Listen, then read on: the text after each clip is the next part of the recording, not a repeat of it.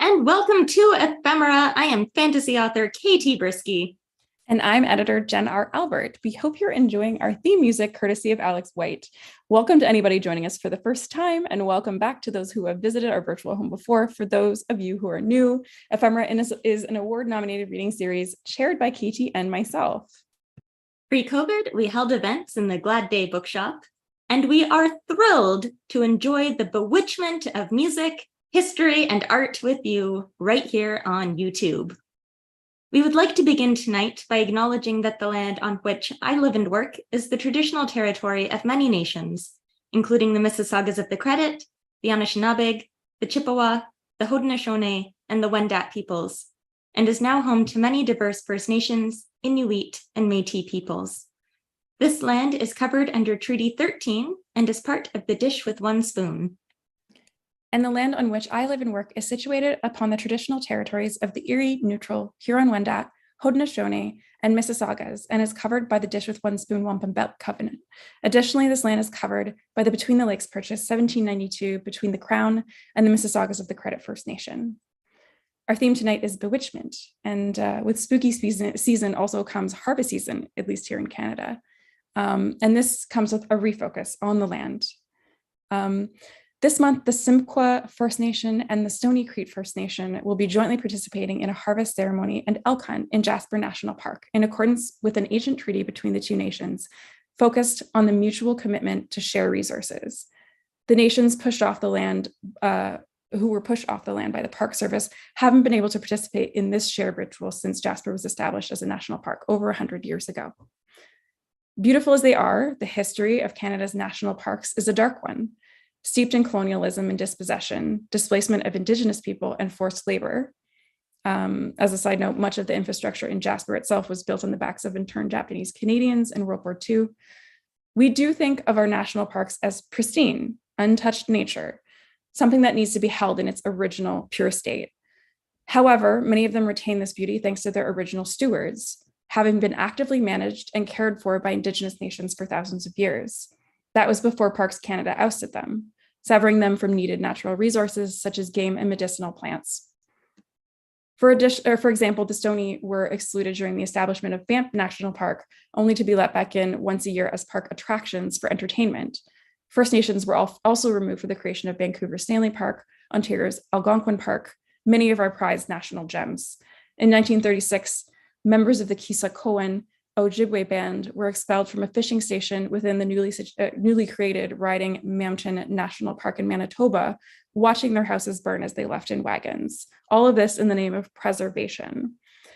But this view of nature as apart from humanity is skewed. Eli Enns, a research fellow at the University of Victoria and a member of the Nuu-Chah First Nation, says, quote, "The idea of fencing off nature and protecting it is a dysfunctional way of understanding ourselves and our relationship to our natural environment. In that way, national parks and provincial parks are just as dysfunctional as industrial parks because it triggers a worldview of disconnectedness," end quote. So many of our global problems, climate change, mass extinctions, waste accumulation, air and water pollution, are a result of this dysfunctional worldview. We see ourselves as apart from and above nature and see natural resources as something we can use to exhaustion as long as we rope off and protect the particularly pretty pieces of it. Parks Canada is coming around with some initiatives like the Jasper Hunt and parks management programs that include local Indigenous groups. And they've stated that the practice of excluding Indigenous people in the first place was wrong, but it has never formally apologized for these things. I hope a collaboration continues and that nations are increasingly allowed to forage and hunt or even live and work in the preserves that are their natural and traditional territories. Indigenous groups with their more holistic view of the natural world and our position in it as humans are some of the best placed people to guide us towards a better vision for the Earth's future. And we would also like to acknowledge tonight that many in our community have been deeply grieving and deeply pained by the events in Gaza, Israel, and the West Bank. We'd just like to say we see you, we hear you, and we are deeply saddened by the loss of life. Our march toward the end continues with our second to last show. This show, we will save the thank yous and memories for next month, but we do hope you're all able to join us then. Party! And we're very glad to have you here tonight. Interestingly, for this October event, Francie sent me just a whole box of stuff. I thought it was Halloween candy. It was not. And the first thing that was in it was this blank piece of paper. Totally blank. Mysterious. That's Francie for you. Well, it's time for our first reader. Born and raised in India, Rati Mehrotra now writes in Toronto, Canada. She is the author of the Asiana Duology, Markswoman and Mahimata, and the YA fantasy novels Night of the Raven, Dawn of the Dove, and Flower and Thorn. Her stories have been shortlisted for the Sunburst Award, nominated for the Aurora Award, and appeared in multiple venues, including the Magazine of Fantasy and Science Fiction, Lightspeed Magazine, Apex Magazine, Uncanny Magazine, and Podcastle. Welcome, Rati. Thank you, Katie and Jen, for inviting me to read today. I remember I was one of your first readers at your first event, and it's such an honor. And I'm so happy to join you again today. I'll be reading from this book, Flower and Thorn, which just came out yesterday. And it's a medieval Indian fantasy set in 16th century India at the time of the Portuguese invasion. And it features a magical flower system. It has themes of colonialism and environmentalism. And if you're interested, the first chapter is free to read online.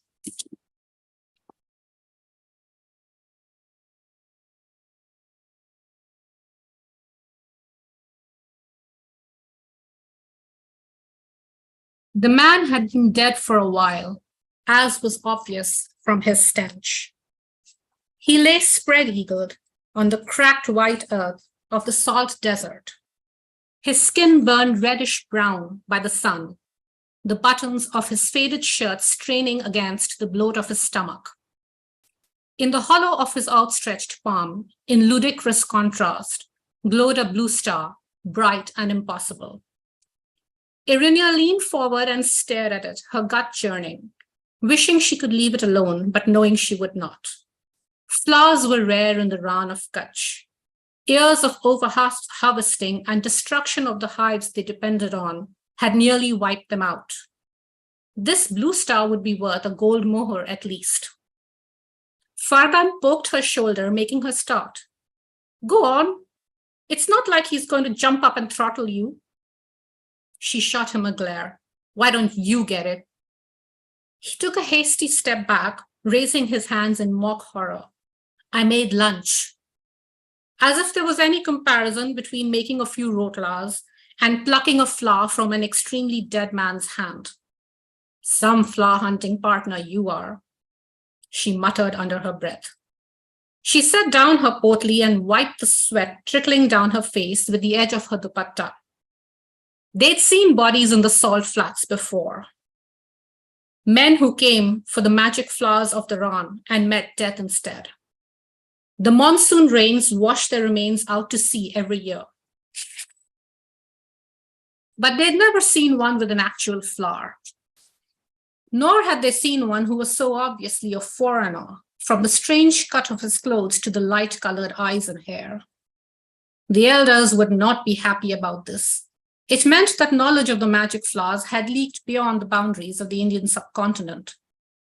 A complete outsider had managed to find a blue star, although he had not managed to stay alive. The Banya would not care one way or the other as long as he got his flowers. He'd been hectoring them more than usual lately, demanding the rarest blooms, threatening to raise the interest rate on their debt if they didn't meet his quota. He knew how flower hunting worked, knew how difficult it was to procure a single flower, and yet he acted as though it was their laziness to blame for the scant pickings. Villain. One day she'd pay off the debt and free the coal from his grasping hands. That was the vow she'd made to herself when she became a flower hunter, even though it seemed an impossible goal. She put the greedy moneylender out of her mind, wrapped her dupatta around her nose and mouth, and approached the body. The smell grew worse. Just a decaying shell, she told herself. Nothing to worry about. She crouched beside the outstretched hand, breathing through her mouth, and reached out. The fingers on the hand twitched. Irinya yelped and scooted back. What? Said Fardan, leaping to her side. What? Nothing, she stared at the hand. She hadn't imagined it. It was as if the flower had pushed the fingers aside, revealing more of itself. Are we sure he's dead? Of course. Fardan wrinkled his nose. He smells worse than my grandmother. Fardan! I'm serious. She never bathes. But, look at his face. She looked. Short, salt-encrusted brown hair and beard, gaping mouth, stiff jaw, eyes staring sightlessly into the glare of the pale blue sky. I thought I saw him move. Bodies do that sometimes, said Fardan with a knowledgeable air. It's all the gases inside them. You'd better hurry if you don't want it farting on you. That was enough to galvanize her into action. She scuttled forward, snatched the blue star from the dead man's hand, and was about to scuttle back when she noticed the lone petal left in his palm. Inwardly, she cursed. The flower was worth more when it was whole. Take me, said the petal. She blinked. Flowers spoke to her sometimes, just like they'd once spoken to her mother, or she imagined they did. A magical connection or a figment of the mind. Did it matter which? The noonday sun beat down relentlessly, making her head throb. The sooner they got back to camp, the better. You making friends? Said Fardan from behind her. Very funny. She retrieved the petal and pocketed it in a small, furtive movement so Fardan wouldn't notice, trying not to think about what she was doing. Stealing from the dead. Not that it belonged to the dead man in the first place. He had no business here in the Ran. Still, she would not withhold the words of farewell from him. She rose and backed away, joining her hands together. May you find water and rest in the garden of death. Let's stop here. Thank you for listening. That was so good. Also, surprisingly apt for spooky season. It's like the dead body that may or may not be dead. It's like every jump scare that's terrified me. Thank you, Rati. And I will just mention too, Rati's book launch is this Saturday on October 21st. So if you happen to be in Toronto, you can come to Back of Phoenix and pick up your very own copy. Cool. And while this was reading, Prancy's paper might have gotten a little close to my candle.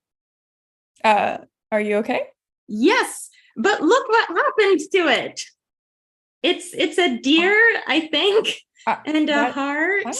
Looks like it was bewitched. Prancy knows magic. I'm not surprised, given he is a skeleton deer that walks around. What else is in the box? Happy to share, but I think we need to get on to our next artist tonight. And it is my pleasure to introduce our next guest. Wendy Gale has always loved to read and has always and still loves the library. Her earliest memory of going to the library is an old Victorian house in kindergarten. She loves social history, what led historic figures to be who they became, the reality behind what is perceived as an uncommon or a tragic event is a person, perhaps someone like ourselves. which has been where her career has led her. Wendy has worked at Black Creek Pioneer Village for 25 years now, first as a historical interpreter, and now as an educator and interpreter. She has been able to include puppetry in her interpretation to tell historic fairy tales and the stories of real people. One of the stories that she shared has been the tale of Grace Marks. She has had the chance to consult with the department heads of the series Alias Grace and was asked to create Lydia's scrapbook for the series. And for this talk about the history of Grace Marks, please note that there is violence, murder/death, and some reference to sexual harassment and assault. And with that, I will turn it over to Wendy Gale. Welcome, Wendy. Thank you so much for being here. Thank you for having me. Grace Marks is a fascinating figure because when you look at her, she's this enigma that although there's lots supposed about her, you don't really know who she is. We don't really know, did she actually commit the murders or was she just involved in the murders, like knew about them? Some of the books that you might have read is, of course, Margaret Atwood's Alias Grace, which Sarah Polley produced for the mini-series. Another book that I have that, if you like reading, Much to be Done, I don't know if this is backwards or not, I'm sorry. Much to be Done is really well done because it actually talks about, in actual people's diary entries, about poverty and servants and what people's attitudes were towards them at the time. And it helps when you look at things like that, because to understand where Grace Marks was coming from, and I'll just show you a couple of pictures. Can you see it? Yeah. So Grace Marks was all of 15 when she comes to work at the house of Thomas Kinnear in Richmond Hill. James McDermott was 20 years old at the time she meets him. Both of them are from Ireland. Both of them at that time in history would have been considered less than, him more so than her, because James McDermott was also Catholic. So that was two strikes against him. She was not Catholic. She was Protestant from the northern part of Ireland. So she would have had that one little step above him. And yet her father being a stonemason, as they travel across the sea to come to Canada for a better life. And they actually arrive before the famine hits. So they get here in 1840 when she's about 12 years old. And they come because there's hard times back in Ireland. So they're here ahead of all of that. James McDermott, and this is not James, but a great picture of a man who could have looked like James did. He was small of stature. Which for the Irish is unusual because they were actually usually quite tall, dark-haired, dark-eyed. If you're thinking of red hair, green eyes, and blue eyes, that's when the Vikings invade Ireland, and that's where that strain of coloring comes from. So he was actually what an Irishman or a Scotsman would have been before the Vikings got there. So they arrive in Ireland, from Ireland, for a better life. And for Grace, her mother dies on the ship coming over.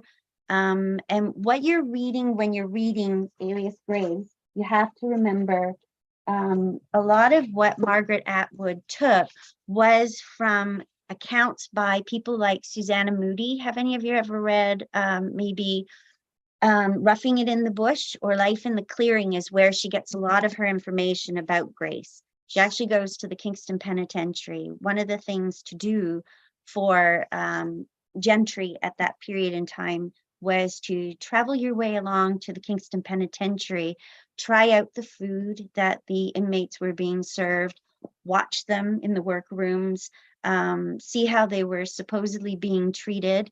And one of the things that she asked to be done was to have Grace brought to her. And if you look at the penitentiary system in that period, it's based on the penitentiary system down in the United States, where you were not to speak unless spoken to, you were not to look up or meet anyone's eyes. You had all these different rules to live by. And if you stepped out of those bounds, you were punished harshly. So she goes to the Kingston Penitentiary after.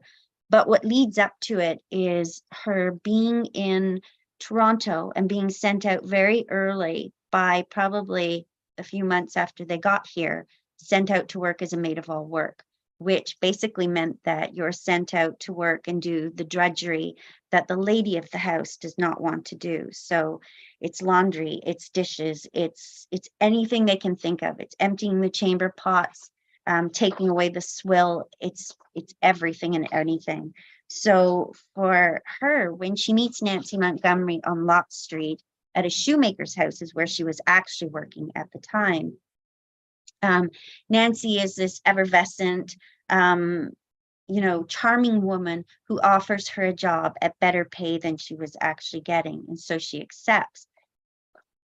But when she gets there, she starts to hear rumors of Nancy being involved in a child out of wedlock. So she's had a child. That child has been smothered to death earlier, and that got rid of that child. And so Nancy is this stained character. She's a real person. But in my humble opinion, Nancy was, in the whole story, Nancy is the one who is the real victim and the real innocent. Even though Grace was innocent and Thomas Kinnear was known for preying upon his maidservants and being far too familiar with his help and friendly to them, he was a predator and he goes after them. So Nancy was being treated as the lady of the house. And this creates a problem between her and first when Grace gets there. James has already been there for a week. She's still 15 at this point. He's been there for a week, and there is tension between him and Nancy because how dare Nancy tell him what to do? After all, she's a chit of a girl. She's nothing. And he goes to Thomas and tries to make his case to get her to back off. And Thomas takes Nancy's side. So when I was doing the initial investigation sort of into these people, they suggested at the library in Richmond Hill that there was actually a love triangle between Kinnear, James, and Nancy. Plus Nancy also was being sort of visited by another man within the village. So then that's brought up. I have papers here on the lawyer's case because he represented both James and Grace at the trial, Mackenzie, that maybe it was Kinnear and murdering Nancy and then killing himself. So he tries to bring that into it.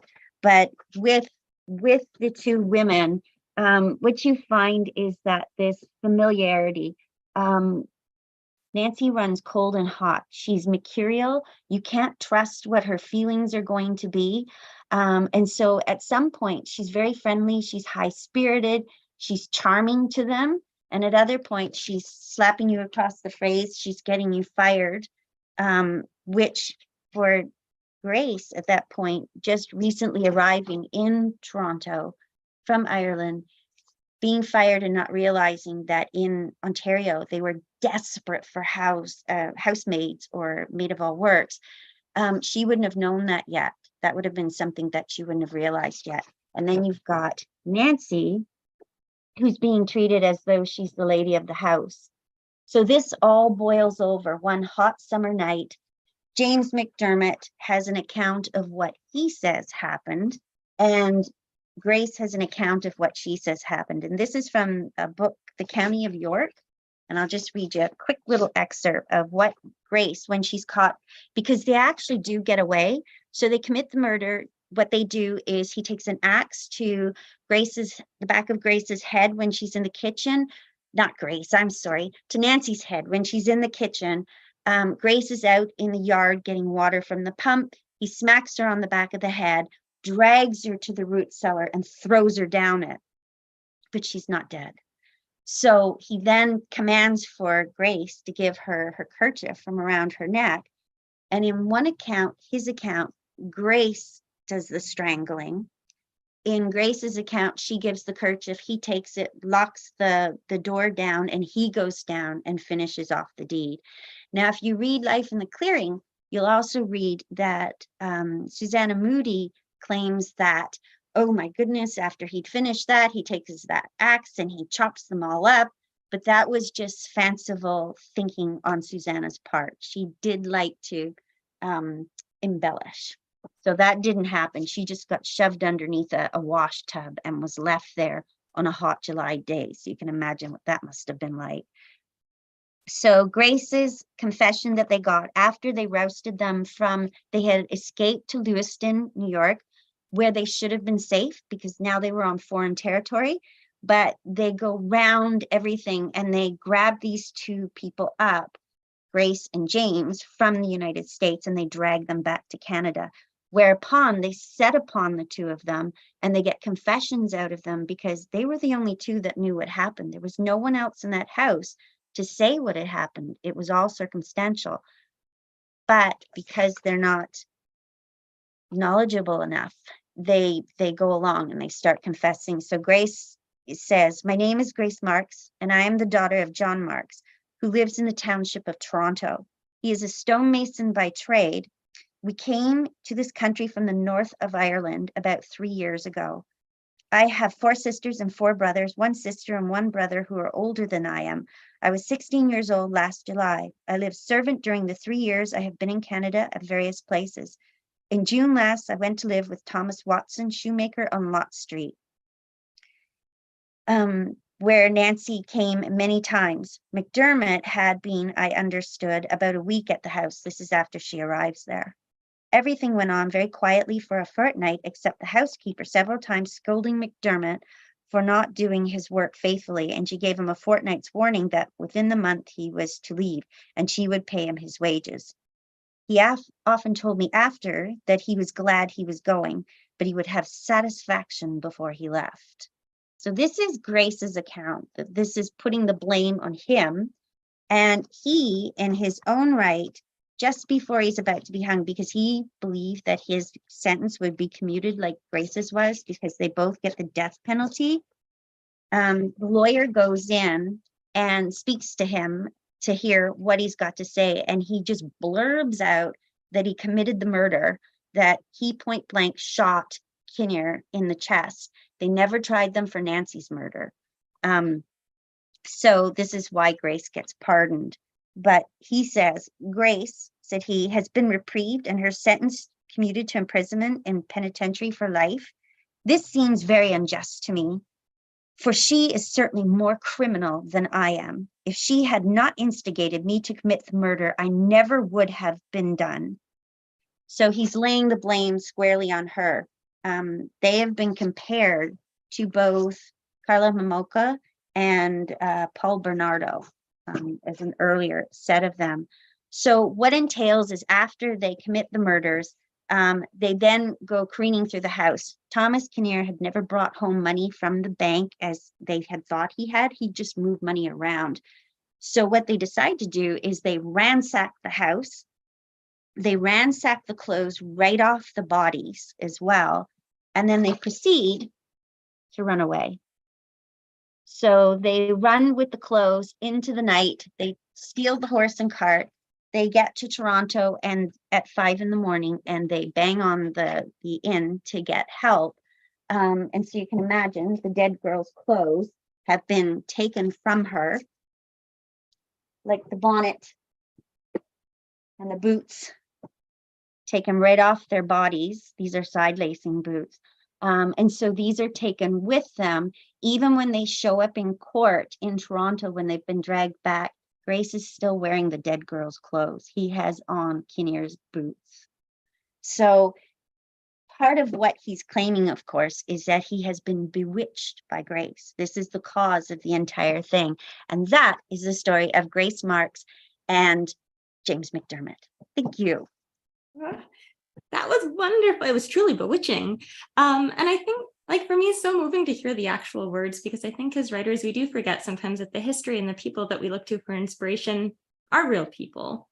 And Wendy, just quickly, I'm wondering what first drew you to the story of Grace Marks? I first started reading it before the series came out, and I was interested in Grace Marks because for all intents and purposes, all she was a maid of all work. None of us would know who she was, except she gets caught up in this murder and this greed. And to this day, when they actually take her, the real Grace Marks, not the story you see on the show, to New York, and they dump her there in this rich man's house to work as a maid of all work, she disappears from history, which makes me think that maybe Grace really never, she might have known of the murders, but didn't actually participate in the murder because she's never heard of again, even though we know she changed her name and we have no idea where she's buried. Oh, and if you wondered, Kinnear and Nancy Montgomery, who was pregnant at the time of her murder, are buried in the graveyard in the Potter's Field in Richmond Hill, and an unmarked grave now. They used to be marked, but too many people were coming to see. So they're still there today, probably wandering through Richmond Hill. Well, I think so bewitching too, what parts of this history get emphasized and changed and maybe left out. So thank you so much for coming and sharing with us tonight, Wendy. Really appreciate it. Thank you for having me. And Prancy also sent me in his box of bewitched objects this mysterious liquid and this bewitched ingredient. It looks like baking. It looks like magic. Oh gosh, that was more than I anticipated. Definitely magic. Well, that was very exciting. And I think his next bewitched item is even more of a doozy. It's still going. I don't want to get it on my electronics, but that was exciting. And on that note, I should introduce the next excitement of the night, our next reader. Tina Connolly's books include the Iron Skin and Seriously Wicked series, the collection On the Eyeball Floor, and the Choose Your Own Adventure book, Glitter Pony Farm. She has been a finalist for the Hugo, Nebula, and World Fantasy Awards. She co-hosts Escape Pod, writes interactive fiction for Storyloom, and is at tinaconnolly.com. Welcome. Thank you for having me. I'm going to read a flash story that ran in Uncanny called How to Safely Store Your Magical Artifacts After Saving the World. And then if we have time, I can read a tiny little one after that, so we'll see how far we go. 1. The sapphire sword, its luster dimmed. In another world, you held the sword aloft and it blazed blue in your hand. It made you feel a hero, even on the days you hacked and stabbed and felt anything but. Yet now you've saved that world. You've returned through the portal. You have come home. Modern battles are waged through words and tweets and press conferences, and you have no need of 3 feet of enchanted steel. Wrap the sapphire sword in several layers of blue tarp, smudge it with sage, and bury it in your backyard under a full moon. 2. 7-league boots, mended. Once you used these to cross the country in a matter of minutes, you were ready and willing to be at the side of those who needed you. Without steady access to a supply of enchanted wax, the charms on these will soon fade. Keep them in a dark closet until you can wear them around your house without smashing through doors. After that, you can safely wear them when you attempt to return to your old life, the life you knew before you first stepped through the portal and found yourself in the middle of a battle. This old life will feel unfamiliar and strange, like a scratchy sweater. The boots, once uncomfortable, now fit like a glove. Be careful, as the boots, even without their charm, have a tendency to wander. 3. The cape of protective armor, torn. Please note that the threads of life energy sewn into the cloth are still active and will continue to consume the wearer unless removed. You will need to pick them out with a seam ripper and store the bits of thread in a sealed mason jar. It is normal to weep over the cape as you pick it apart. You may be surprised, as it seems as though it'd be a joyous occasion to set down the cape that once protected you as you fought. You may find yourself reaching for it for long after. Again, this is perfectly natural. With the threads removed, it will lose its magical properties, but it will also no longer draw on your own life force. If it comforts you to continue wearing it, do. There's no wrong answer. 4. Missives from your companions in the heart of enemy territory, painful. We understand that many heroes arrive home with these letters still in their pockets. The paper these are written on cannot go into mixed recycling as it has a mystic coating. Yet leaving them where they may catch you unawares can make the healing process harder. Tear these letters of love and resistance into strips and disperse them. One in the pocket of a warm jacket, offered to an acquaintance. Several more as cushioning for cut wildflowers, a gift for a new neighbor. There's no substitute for losing your chosen family, but some of the fragments will take root and grow. 5. The glass ring of portal transportation, broken. The stress of the final trip home invariably shatters the ring beyond repair. Please consign the broken pieces to the fireplace. The stores and will not reopen.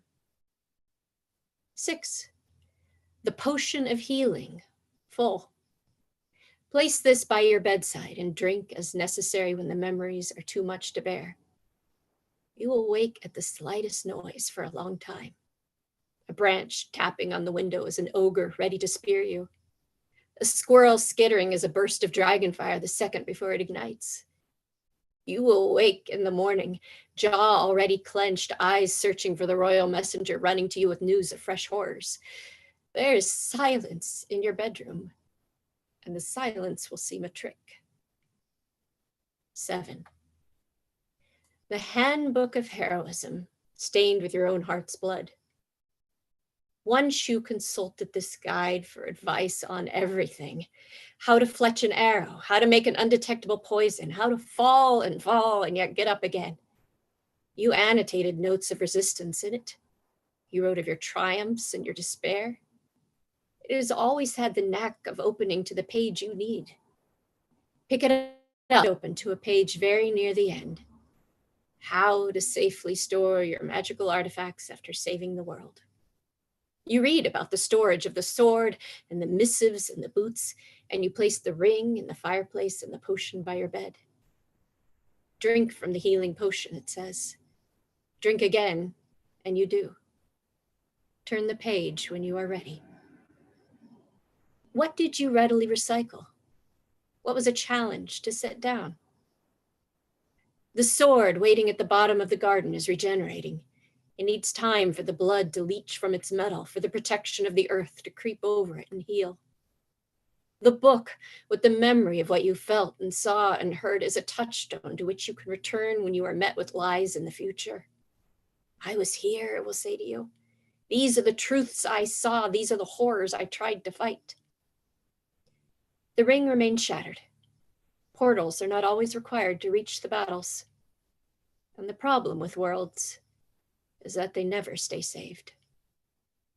Rest now, instructs the book. Let your body heal and wait. Thank you. If we have a couple more minutes, I will do a piece that is the complete opposite of that. Okay, this is a funny piece that ran in the magazine of Fantasy and Science Fiction a few years back, and it is called Miscellaneous Notes from the Time an Alien Came to Band Camp Disguised as My Alto Sax. First, they're drawn to music, and I knew that, but it's like one thing to follow hashtag alien music stories about it, and another to be practicing the tricky sax solo for the Rachmaninoff and see one slither through your open door window and reform into Elvis. After I freaked out, I asked if he could shapeshift into like anyone, and of course I pulled up an Insta of Greg, the cute alto sax player I've been crushing on every summer for forever, and boom, he was Greg. And that was, not kidding, one of the hottest things ever, almost as hot as when Greg said he was going to take me down for first sax, and I said, bring it, and oh yeah, he brought it, but also I crushed him. Greg is still cute in second chair, just saying. But that's the alien's name. Or because it's aspirated, it's like the sound when you part your lips. But anyway, says he and he wants to know everything about this planet. And honestly, it is far from the worst pickup line I've ever heard, because that was definitely William, one of the many percussionists, asking if I would like to play his organ, which nope. Greg actually asked me Sunday if he could show me some alternate fingerings, but that was before I crushed him. So then things got a little weird, I guess, because Monday he was talking to Becky, who was last chair flute, and last chair flute, I maybe said booyah when I crushed him, danced around him in circles, shouted, "Who's your daddy now?" And I must admit, it's nice having here whom I haven't messed up with yet. So I closed my eyes and I parted my lips, and I thought, well, maybe I could do a good deed and help learn about the planet, while also discovering exactly what it was like to kiss Greg, so I'd be prepared if he ever got tired of last year Becky and asked me about fingerings again. And then got all flustered and said what he really meant was, could I sneak him into band practice disguised as my saxophone so he could feel the music? Because it's basically his alien dream, okay, whatevs. But also, I'm feeling pretty shot down here. I'm just going to say it first by real Greg and then by alien Greg.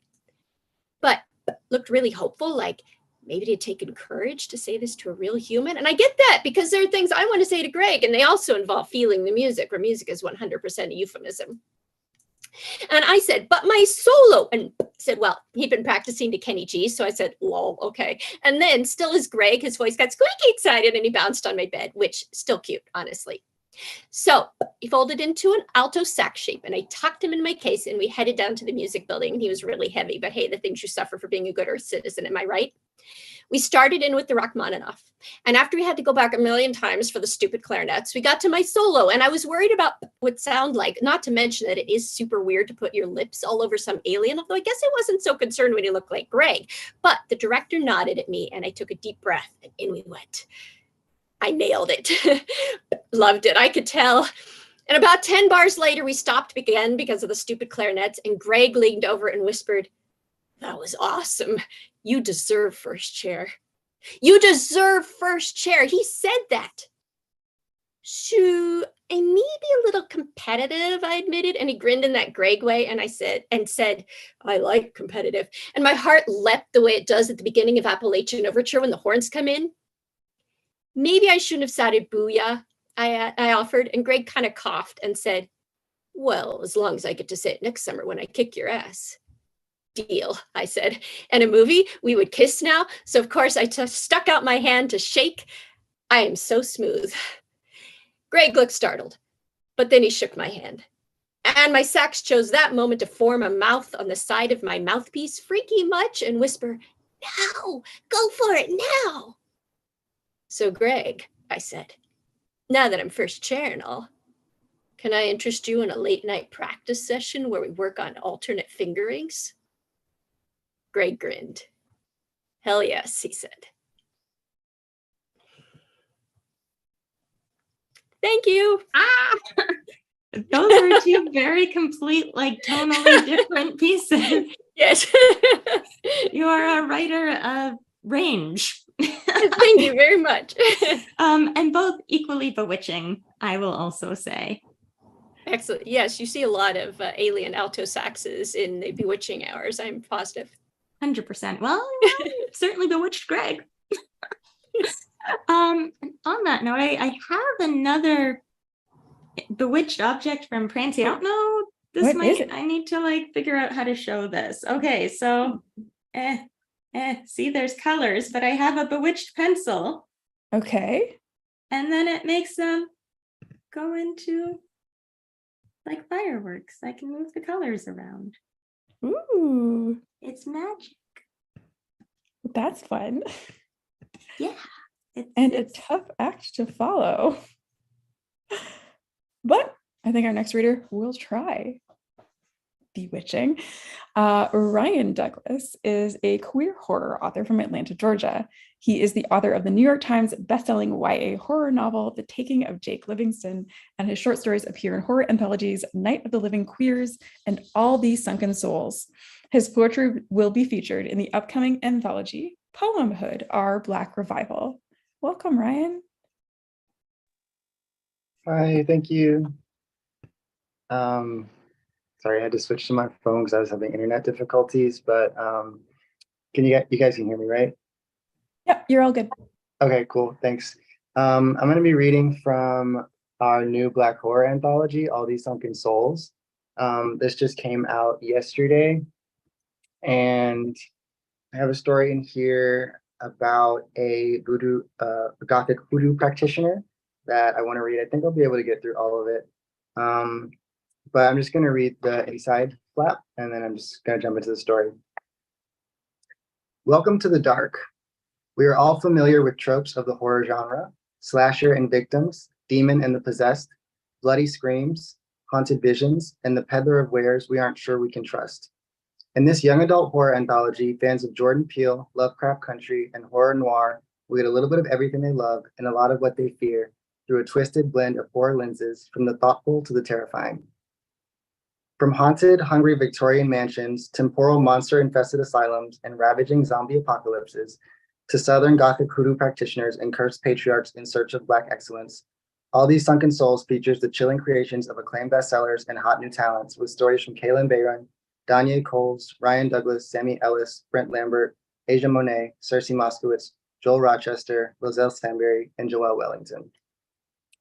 Okay, so I'm going to read my story, which is called Papa Pearly. When I wake up with a toothache, I imagine my grandfather playing in the mouth of a porcelain doll, poking at its gums with a tartar scraper, squeezing a molar with forceps. The pain follows me from class to class, worsening with each passing hour. Mom calls me in the late afternoon when I'm heading back to my dorm. Just wanted to remind you that your grandfather's 100th is coming up, she says. Papa would want you to be there. I'm not sure Papa Pearly knows the difference between me and my sister. And this campus, with its blooming dogwoods and wide sidewalks, will always feel safer than his lonely house in Alabama. Probably can't make it, I tell her as I move through my dorm's revolving door. I have a lot of work to finish. It's one weekend, Zeke. I'll pay for your ticket. Can you do it for me? 2 years ago, I traveled up from Alabama to New Jersey to leave my conservative upbringing behind. But whenever there's a family gathering, my fading sense of loyalty compels me to return. Family gatherings are important to the Moulins. When I was a kid, our Thanksgiving dinner brought dozens of cousins, second cousins, and family friends from all over the world. But over the years, that crowd has dwindled. Some family moved and cut contact with the rest of us, and some died. I wonder if I want to join my runaway relatives in that no man's land, free from obligation to these events. I'm a religion major, but in all my studies on prophetism, mysticism, and the Holy Gospel, I haven't found much that speaks to my family's faith. My family's faith is based not on a deity, but a man, Papa Pearly. Most of what I've learned about him has been from my mother, like how he wakes up at dawn, takes his coffee with toast and jam, and then tends to the cattle on his 20-acre farm. From dusk and into the night, he makes dolls in his attic, dolls of all sorts, ones that mirror supermodels or cartoon characters, and some of the dolls, the ones that he holds the most dear, look exactly like us.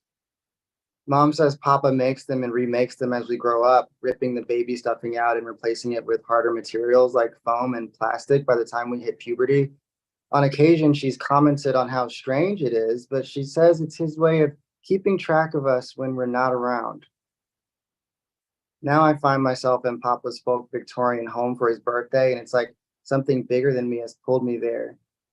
Bigger than obligation, loyalty, or curiosity. It's like invisible wires traveling through time and space folded my clothes into my suitcase and boarded the plane on my behalf. Those of us who stayed attached to Papa aren't here for the man himself as much as we're here for the value of family. His house is too isolated to belong to a well-adjusted man. It sits on a hill in a sea of weeds and grass, like a slipshod mansion blown here in a tornado from Kansas. 8 long windows grace the wraparound porch. The windows are square on the second level and round on the third. From one round window, you can see a doll's face, brown, dead eyes staring into space, its surrounding obscured by shadows, so it appears like a floating head.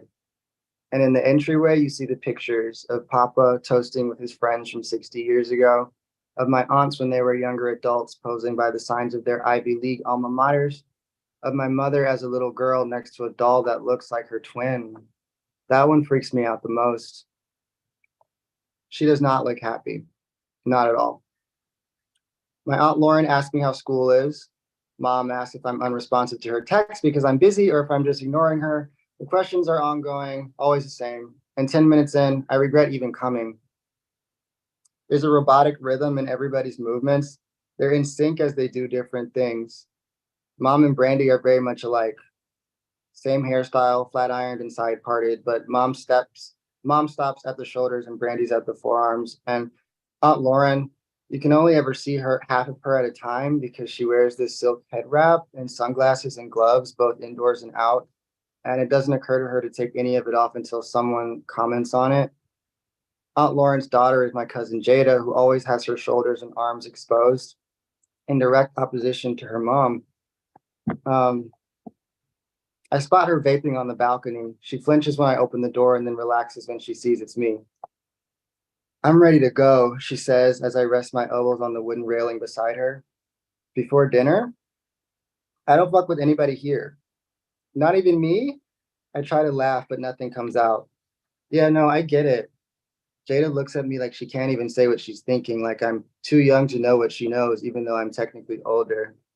She's street smart, skipped college to sell glass blowing art, and she's doing just fine.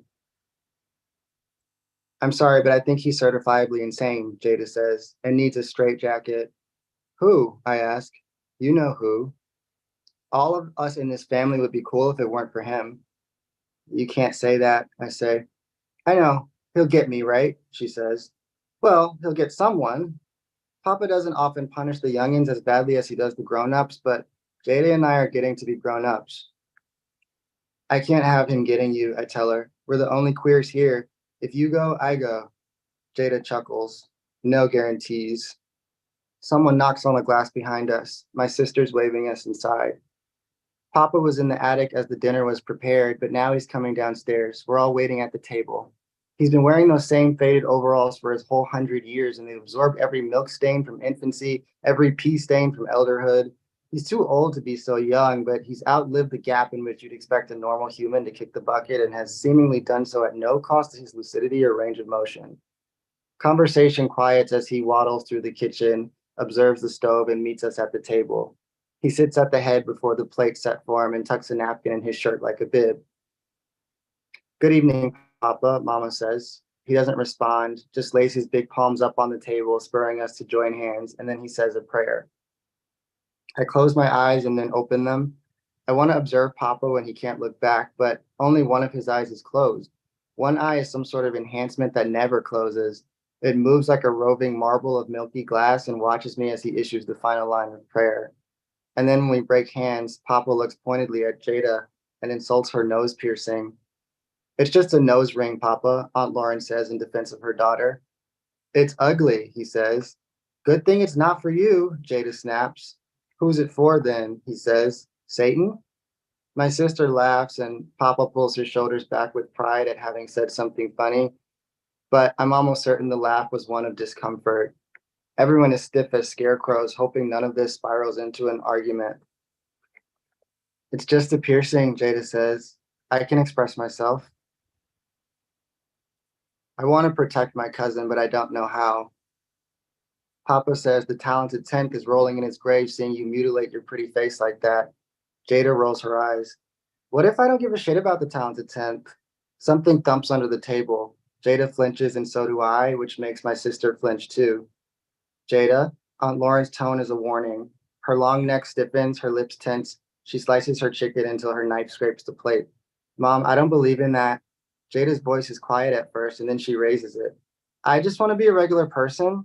I want to get piercings. I want to cuss and smoke weed and sell my fucking art. I just want to be me. Does that make me a bad person? Or does it just make me a person?